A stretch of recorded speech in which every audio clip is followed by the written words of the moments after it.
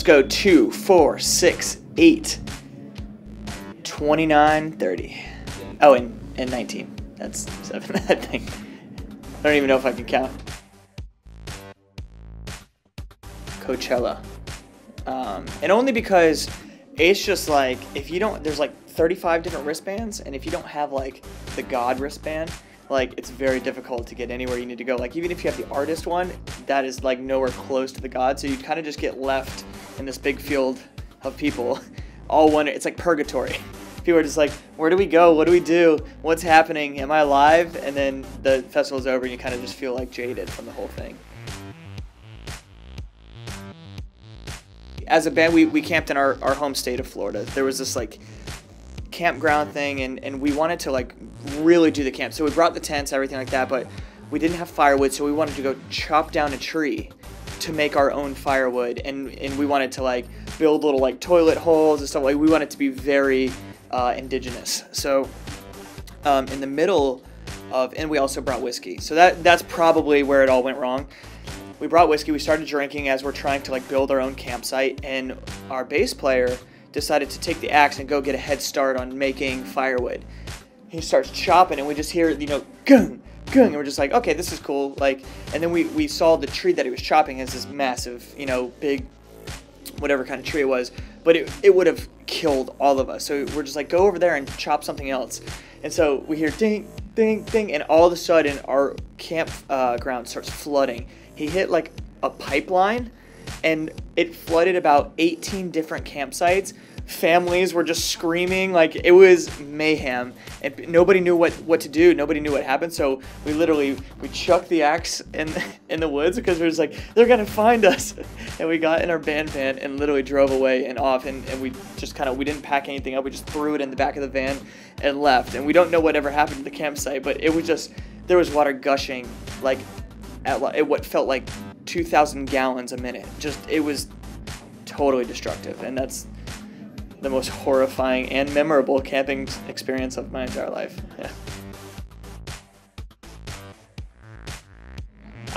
I mean, my parents, they showed me the White Album, the Beatles' White Album.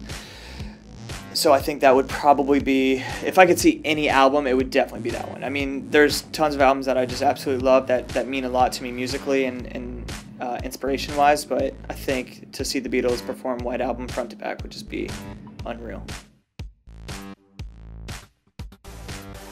So Halloween, we got dressed up, and I was a dinosaur. My mom made me this dinosaur costume, and it was so dope. So it wasn't at a festival, but it was at a normal show, and the head, I wore this like visor thing that had a red underbill, and then the top of the mouth went here, and it was a T-Rex costume. It was the whole dinosaur, and then the bottom of the jaw went here, so my face was literally in the mouth, and every time I would play guitar and like headbang or whatever, like it would look like the mouth was chomping, and my mom made the whole thing for me. Like it was a full body costume, best costume I've ever owned in my entire life, and I had her recreate it for me like 2 years ago because we were playing a Halloween show, and she hadn't made it since I was like 8 years old, so she went and found the designs and redid it for me again. So best costume, and probably the only costume I've ever worn to a show or a festival.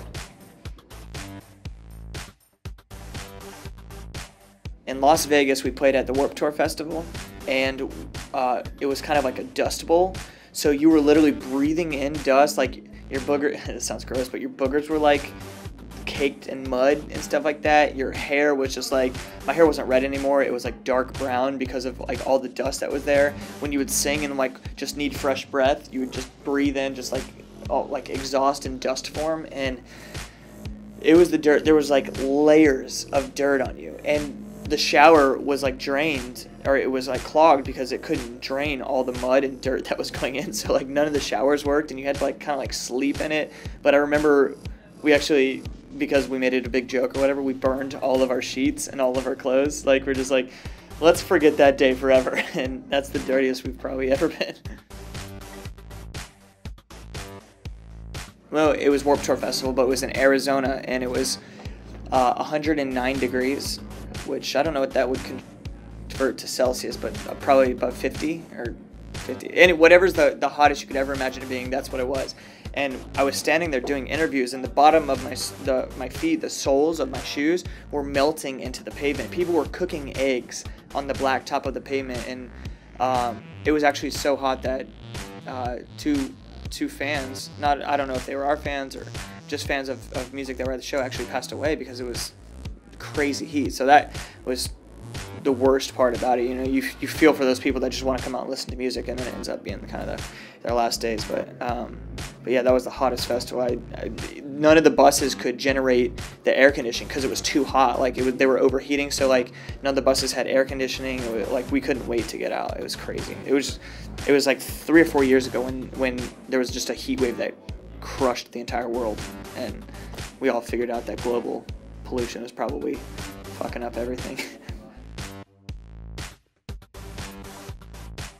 I think still our favorite song to play at a festival would be Check Yes Juliet. You know, it's the song that started everything for us, so, and it's, you know, easily the most popular, but I think there's something else to the song that's like a little deeper of like, this song started everything for us. This song was kind of like the alpha, the omega of We the Kings. You know, when people think of We the Kings, I would love for them to think Check Yes Juliet, because that's where we started, and we never want to forget those roots. So we typically always play it last, and it's like, we want to kind of leave people with that, like almost kind of like an ode to like our past. Like, thank you so much for all the support. Here's the song that you guys made big. You know, you guys made it what it is today. So that's probably still my favorite to play at shows, festivals, anything.